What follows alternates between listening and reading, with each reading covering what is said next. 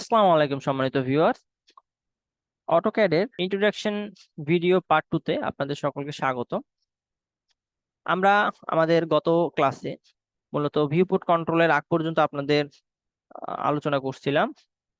তো আমরা আজকে হচ্ছে ভিউপোর্ট কন্ট্রোল নিয়ে আলোচনা করব, মানে আমাদের এইখানে আহ, কি কি কোন টুলসটার কি নাম, এগুলা নিয়ে মূলত আমরা এখন আলোচনা করছি এবং পরবর্তীতে আমরা ধাপে ধাপে এর কাজগুলা নিয়ে আলোচনা করব।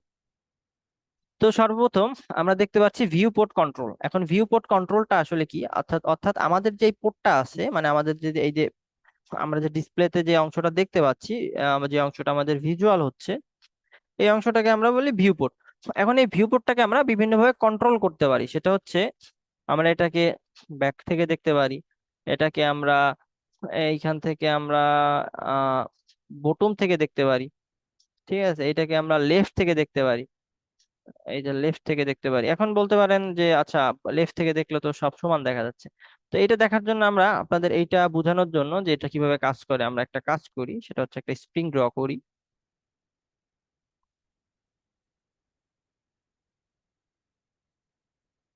এখন দেখেন এই স্প্রিংটা আছে 2D শেপে। হ্যাঁ, এখন আমরা এটাকে একটু সাইড ভিউতে দেখি, লেফট সাইড থেকে ভিউতে দেখি, দেখেন এই যে এখন দেখেন, ঠিক আছে।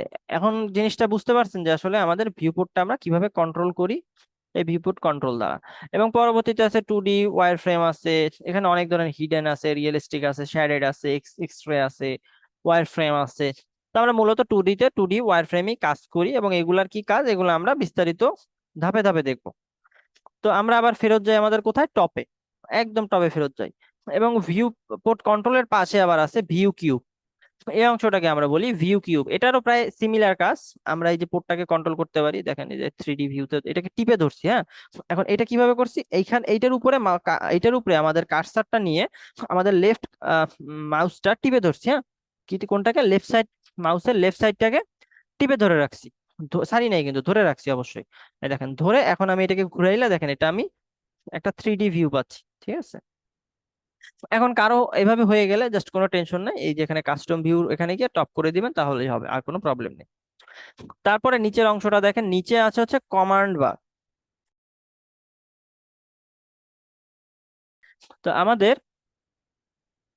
এখানের কাজ কি, আমরা ধরেন এখানে লিখলাম এল, দেখেন এই এল লেখার সাথে সাথে এই এল রিলেটেড যত টুলস আছে সব এখানে শো হয়ে গেছে। লাইন, লিমিটস, ঠিক আছে, লেন্থ, অনেক যে টুলস গুলো আছে এল রিলেটেড সব এখানে চলে আসছে। তো আমরা এটা হচ্ছে কমান্ড বার। এবং আরো একটা কমান্ড বারের মতো আর একটা কাজ আছে, সেটাকে বলা হয় ডাইনামিক ইনপুট। সেটা হচ্ছে এই যে দেখেন এখানে এর লেখার সাথে দেখেন ওইখানে আমরা যা দেখছি এখানে সেই সিমিলার একই জিনিস আছে, লাইন, লিমিটস, হ্যাঁ, লেন্থ, তারপর আরো অনেকগুলা যেগুলো আছে, এটাকে বলা হয় ডাইনামিক ইনপুট। তো এই ডাইনামিক ইনপুট অনেক সময় অফ হয়ে যায়, অন হয়ে যায়, অনেক ধরনের সমস্যা হয়। এই সমস্যাগুলা আপনারা আমাদের এই সিরিজের 4 নাম্বার ভিডিও যখন আসবে তখন আপনারা এই 4 নাম্বার ভিডিও দেখলেই বুঝতে পারবেন যে অটোক্যাডের কাজ করতে গেলে কি কি সমস্যা হয় এবং সেই সমস্যাগুলোর সমাধানগুলো কি কি। তো কমান্ড বারের নিচে দেখেন মডেলের পাশে আছে লেআউট। এই লেআউট গুলা হচ্ছে আমাদের বিভিন্ন ধরনের লেআউটে দেখতে পারি, যে দেখেন আমরা যখন প্রিন্ট দিব তখন আমাদের এই পেজটা কিভাবে আমাদের ড্রয়িং গুলা শো হবে।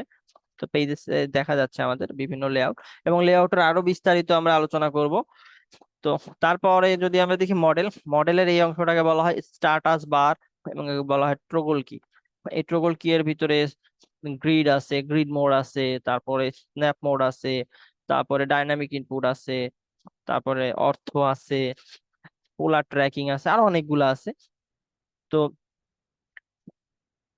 মোটামুটি আমাদের এই জিনিসগুলার এই এই এই নাম দিয়ে আমরা এদেরকে ডাকি, বা এই নামেই এগুলা পরিচিত।